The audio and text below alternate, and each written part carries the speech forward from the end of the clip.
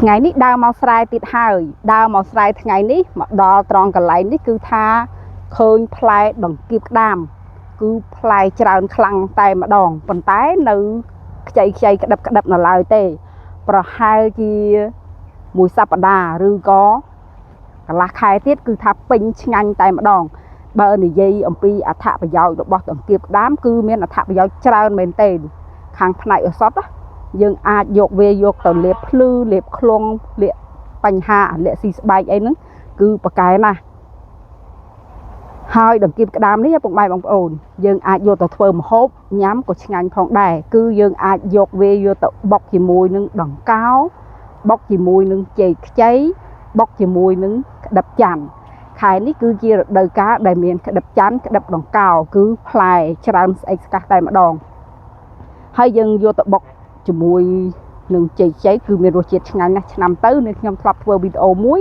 បុកដង្កៀបក្តាមជាមួយនឹងចេកខ្ចីហូយដាក់ប្រហុកដាក់ម្ទេសហិលតិចគឺថាជាតិឆ្ងាញ់តែម្ដងតែដោយឡែកដង្កៀបក្តាមនេះគឺនៅខ្ចីនៅឡើយទេប្រហែលជាមួយសប្តាហ៍ឬក៏កន្លះខែទៀតគឺពេញឆ្ងាញ់តែម្ដងហើយនៅពេលដែលវាធំគឺនាងខ្ញុំនឹងមកបេះដង្កៀបក្តាមទៅធ្វើជាមុខម្ហូបផុសចែកដល់ពុកម៉ែបងប្អូនអ៊ំពុំមីងទាំងអស់គ្នា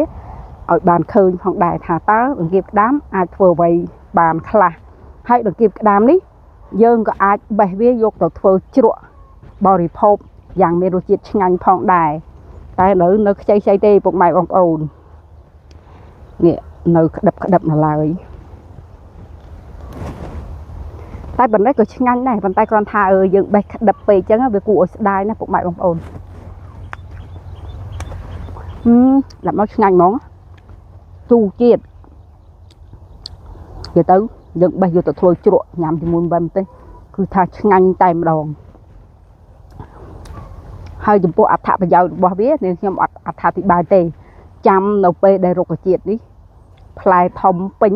ទើបនាងខ្ញុំអត្ថាធិប្បាយអំពីអត្ថប្រយោជន៍របស់ដង្កៀបក្តាមថ្ងៃនេះដើរកាត់មកក៏ឃើញផ្លែរៀងល្អតែវានៅខ្ចីនឹកឃើញថាក៏ធ្វើវីដេអូផុស